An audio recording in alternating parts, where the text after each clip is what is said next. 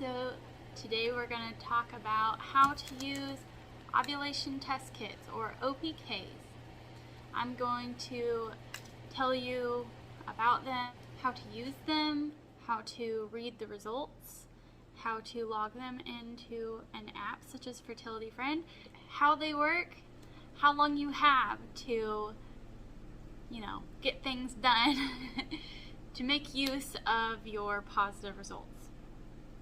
So we're just going to go ahead and get right into it. First of all, there's many different kinds that you can buy. This one is just your basic cheapy OPK test. You can buy these on Amazon. That's really the only place I buy them. If they're available other places of this kind, I'm not sure. But there's also digital ones, and I think Clear Blue makes one. First Result, I'm sure, makes one. There's lots of options. I prefer these kind because with the digital ones, you can't see line progression. So just like, if you were to get pregnant and you take pregnancy tests, as you progress in your pregnancy, your test line will get darker. In the same sort of way, your test line is going to get darker the closer you are to ovulation. So you're able to see that on a cheapy test like this. You won't be able to see that on a digital one. So I think this kind is way more insightful, I guess. The way to actually use them, I'm going to have some video footage here. There's always directions on the back of the package. So what you do is you will open your package, you'll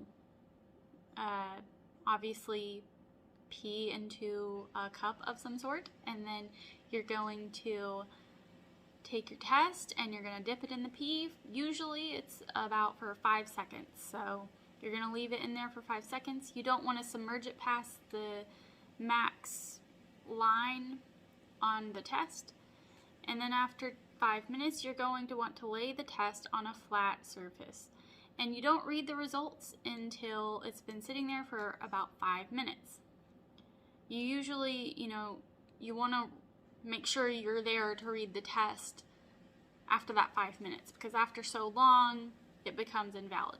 That's more important with pregnancy tests, but it's also something to consider when you're doing OPKs. And after the 5 minutes you can look at them, and there's going to probably always be 2 lines. One's probably going to be more faint most of the time, but the control line is going to be your control, obviously, and the test line is your hormone level of the luteinizing hormone. I might be saying that wrong, but you want the luteinizing hormone line to be as dark or darker than your control line in order for it to be positive.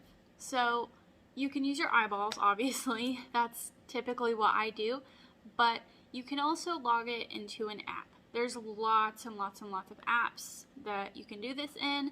My personal favorite is Fertility Friend. So I'm going to insert a clip of how you would vlog your OPK into Fertility Friend. What you want to do is to open up your Fertility Friend app. Then you're going to go over here and click on Lightbox. Then you will click Add. You're going to choose your category, and in this case it's OPK. And then you're going to choose your file. I'm going to choose that photo of my test today. I'm going to upload it. And then you're going to scroll down and you're going to find it, and you'll click on it, and you'll just hit line reader, and then it's telling you to tap the control line. The control line's on the right on this test, so I'm going to click on it. Then you tap on the test line, and that is that line. Then you can see right here that the control line is darker than the test line, so that's telling me that this test is negative. Also, something I do is I will take my OPK and I will tape it onto a little, I don't know what you'd call it. It's like a piece of paper, and you can put your result and what time you did the test and what day you did the test and what cycle day you are. That way you can keep track and kind of see the line progression throughout the days that you're taking it. Now, the test I did in this video, it ended up being negative. However, it's much darker than it was the previous days. So that means, considering how dark it is, I would venture to guess that I will get a positive test tomorrow. The reason why this works is every month when you ovulate, you have a hormone called luteinizing hormone, or LH, and it will surge. And when it surges, it's telling your body, hey, release the egg, it's time to ovulate. There's a lot more inner workings than just that to it, but that is essentially how it works. I typically start testing about cycle day 10. It could be different for everyone, but that's the day that tends to be the best day for me to start going ahead and testing. And some people test 2 times a day, depending on, when you're going to be able to catch your LH surge. You might want to test 2 times a day. When I first started using OPKs, I would test 2 times a day. And it does recommend not testing first thing in the morning for some reason. Sometimes I still do, and it's fine. But recommended, you're supposed to test like probably around 3 in the afternoon, and make sure you test approximately the same time each day. Then you can see your progression. Now, once you get positive LH surge results, you typically on average have 24 to 36 hours before you ovulate.